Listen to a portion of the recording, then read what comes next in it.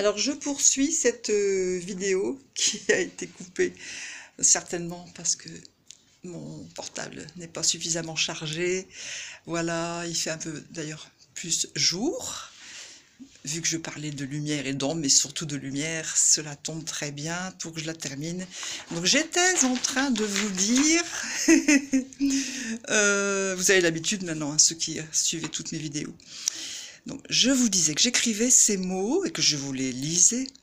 J'aimerais que vous compreniez que moi-même, j'éprouve des ressentis similaires aux vôtres, des moments physiques quelquefois compliqués, des petites baisses de morale bien naturelles de temps à autre. Vous dire que, oui, et car j'ai appris que cela fait partie de tout ce qui doit être libéré, même au niveau énergétique et invisible. Et donc, que je ressens aussi des surprises, comme vous, par rapport au comportement de gens proches, que je crois très bien connaître, mais non, car plus rien ne sera comme avant, dans tous les domaines de notre vie, sur cette nouvelle Terre, qui passe en 5e dimension, qui change de vibration, qui monte en énergie, qui passe à des fréquences vibratoires beaucoup plus élevées, qu'il est bon de développer en soi aussi, pour notre survie. Cette situation est quelque chose d'inédit, jamais vu. La meilleure chose à faire, c'est de la suivre, notre nouvelle Terre, dans son évolution, sa reconstruction. Sauf si nous préférons ignorer cette réalité qui nous demande d'accueillir cette 5e dimension en nous-mêmes, d'abord et avant tout.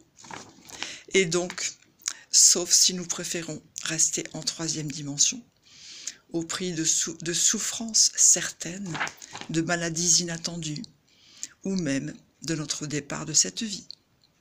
Mais ce serait notre libre choix.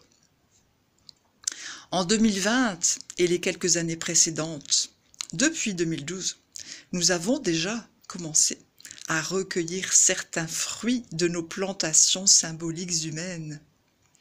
En 2021, très bientôt, très bientôt, nous continuons à récolter le résultat de nos nombreuses graines et plantations semées de façon différente, étant donné que nous avons planté du nouveau, du jamais vu, dans notre créativité personnelle et collective. C'est une excellente nouvelle. Et les années suivantes, 2022, etc., nous emmènent dans une aventure étonnamment merveilleuse. Incommensurablement idyllique, magique dans le bon sens du terme, sans qualificatif vraiment approprié, étant donné que ce seront des surprises sidérantes, de jour en jour, de semaine en semaine, de mois en mois, d'année en année. Ce qui est proposé à l'être humain en 2021, c'est de vivre chacune, chacun, sa quintessence, sa perfection divine intérieure, la vibration de son étoile brillante, lumineuse, incommensurable. C'est ce que je vous souhaite dans cet espace collectif en 2021, à chaque instant, de tout cœur et de toute mon âme.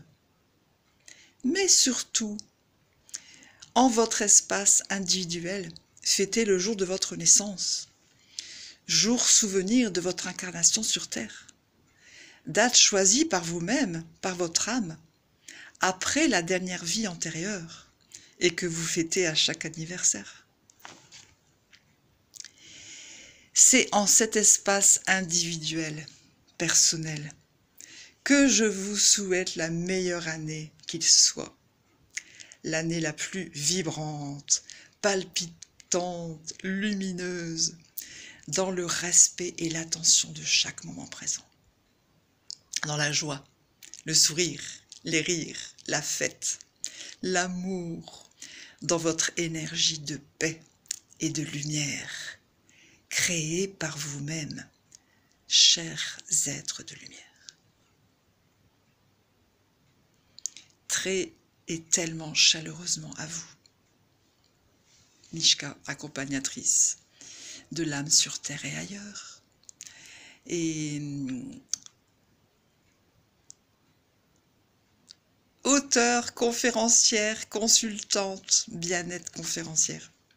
Et principalement aussi arcturienne équinéenne, ayant retrouvé ma famille d'âmes galactiques, les arcturiens. Vous voyez derrière moi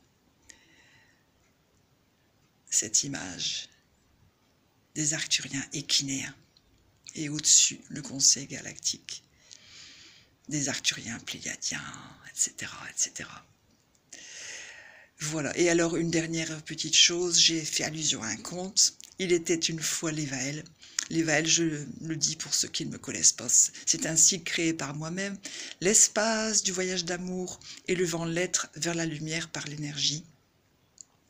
C'était le cadre de mes pratiques il y a un certain nombre d'années. Maintenant, c'est devenu l'EV, l'espace de l'éveil vibratoire, EEV. Et donc ce conte, c'est un conte méditatif, autobiographique, que j'écris en septembre 2014. Avec, comme tout conte, dans ce conte-là, c'était la présence d'une petite fée et la révélation de qui elle est. Je vous embrasse bien fort.